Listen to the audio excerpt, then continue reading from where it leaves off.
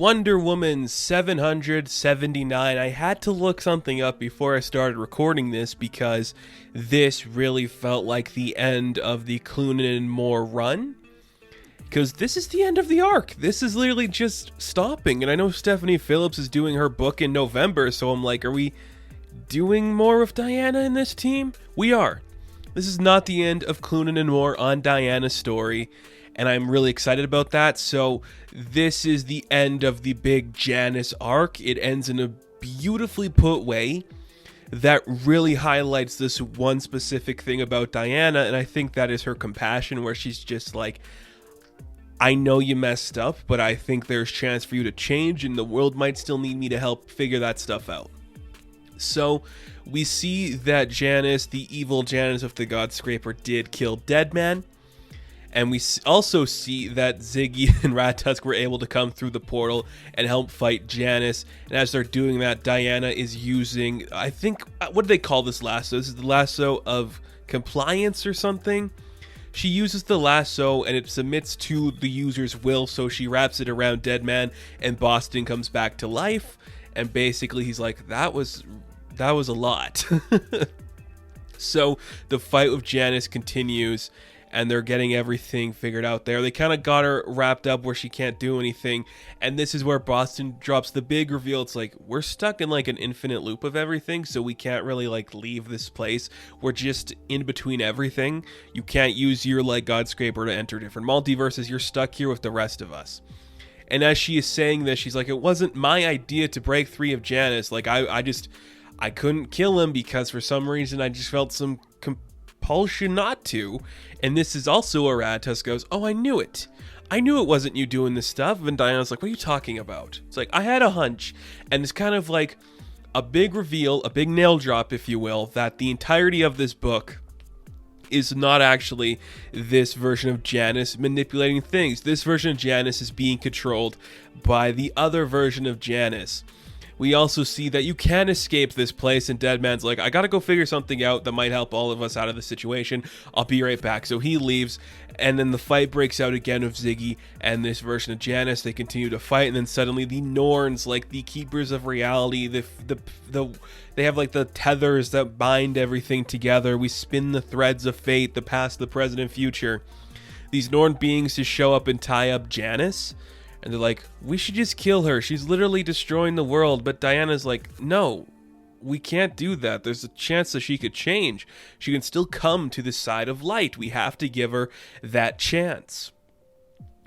That's Diana. That is the character to a T. And something I noticed as we're reading this book and I'm going through the pages again, where did Siggy's shirt go? Why'd he take it off? Not that anyone's complaining. I'm just saying suddenly this guy is not wearing a shirt. It's something to keep your eye out for. Ziggy's a cool guy. I like it. So then Boston returns. We see the Norns have Janus tied up. He returns with the other Janus, some of the Olympic gods, and it's like, how'd you get them so fast? It's like, time's differently here. Took us a bit. We got Hermes, we got Zeus, everyone's here, and we got everything figured out. And yes, we get the Scooby-Doo-like reveal that the male side of Janus, this pure bald guy with a big old beard, is the one responsible for everything that's happening. And he kind of like reveals that I did all these events because the future has to end. It has to stop. With all this uncertainty and this insanity being pursued, someone had to stop it.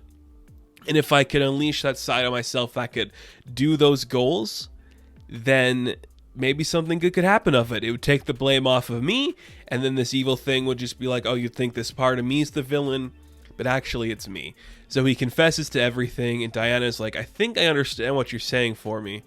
And basically he thinks Diana's going to be on his side because she has seen all the uncertainty in the world through everything she's done, and she's supposed to be somebody who's going to see how the past has the way of making things better, and if we stick to the past instead of the future, then things would work out in that beautiful way. Of course, that's not what Diana's thinking. And right as the Norns are about to cut the thread that will end Janus, Diana's like, I'll take responsibility for both sides of Janus. We should give them the chance to learn and atone for their crimes. Like, we can do that. And the Norns are like, I mean, I guess. I mean, I guess we'll leave it to you, Amazon. Whatever happens next, you can figure it out. We see that the needle that Ziggy has been holding for a bit here from Zeus, it's what Diana's going to use to bound the thread for the Januses to stick together and atone for their crimes, literally just sewing them up together in a really weird style. Dead Man's got a good joke. It's like, oh, think they'll ever see eye to eye, back to back? It's perfect. And we see we're going to take the God Scraper back to its creator. Hermes is going to do that. And Zeus is like, you did good, Diana. Like, you really solved everything here. Let's go back to Olympus. Let's drink. Let's party. Let's have fun. And Diana, classic Diana fashion, she's like, I can't go back. I have to go back home. But after a lifetime of servitude, this is what you've earned. It's your time to rest, Diana. You know you've earned it. You don't have to go back. But she's just telling everyone, like, don't tell me the rules. I know I've earned it, but there's still more work to be done, and I can do better about it. I'll find my way back to whatever reality I need to be back to, whatever happens. So Diana, who has not been in the continuity since Dark Knight's death metal, it looks like she's going to try to make her return back to the land of Earth Prime. Kind of cool. Very excited to see how that's going to go. She says her goodbyes to all her friends. She's like, if I see you in the next life, Siegfried, I hope I do. She says her goodbye to Ratatusk and everybody.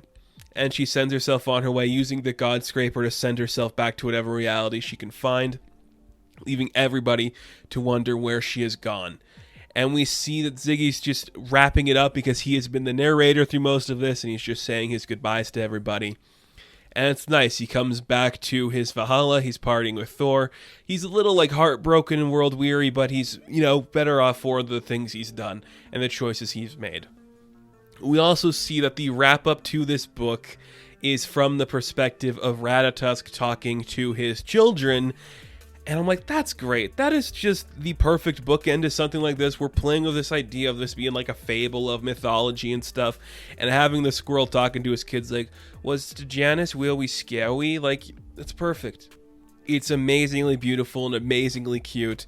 And you just see that Ratatusk is talking like, look, whatever, this is how it happened, okay? If you have any problems with it, that's fine. But Diana isn't going to say anything because this is her story and I told it exactly like it is. And that is where this arc of the book ends, and I think it's beautiful. Again, Clunan does some great writing here, very, sword and sorcery for a bit, very, Dungeons and Dragons and going on like the side quest. But when we get to this wrap up here, it's very like this interesting burn of like how the future and past are intertwined in the present and all these things, all these big ideas with mythology and characters coming together to break this curse of this Janus person who wants to change the outcome of the future. And for an interesting, like, kind of like mystery to get Diana back into like the main timeline, I think it works really good too. Like, this is a very compelling story to show Diana's return to the main timeline, and she will be coming back. That has been confirmed. She is coming back to the main timeline. That is really exciting to see. And of course, Trevor Moore's art. I will sing the praises of this guy forever and ever. It is gorgeous. It is fun to see. It's vibrant. All the characters look amazing. All the designs look amazing. That Wonder Woman Janus design is some of the best stuff I've seen in a very long time. It is just so crisp and cool. I adore this book. And like every issue, we do get the backup with the young Diana storyline.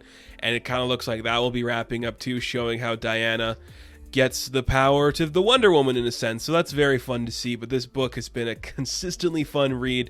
And this arc wrapped up in a beautiful way that just exemplifies why Diana Prince is such a cool character and deals with her in a mature, fascinating way that I'm 100% on board for. Very good stuff. I really liked this issue. And now that Diana's going to be returning to the main timeline, I cannot wait to see what's coming from this crew and this creative team with her and all the amazing stuff that she can get back into. Psycho's probably going to be returning. I have no doubt about that. So Wonder Woman issue 779, I am going to give a 9 out of 10. And thank you guys for watching this review. Be sure to like and subscribe to the channel. As always, you can check me out on Instagram, TikTok, and Twitter, and I will catch you in the next one. Have fun, stay safe, good luck.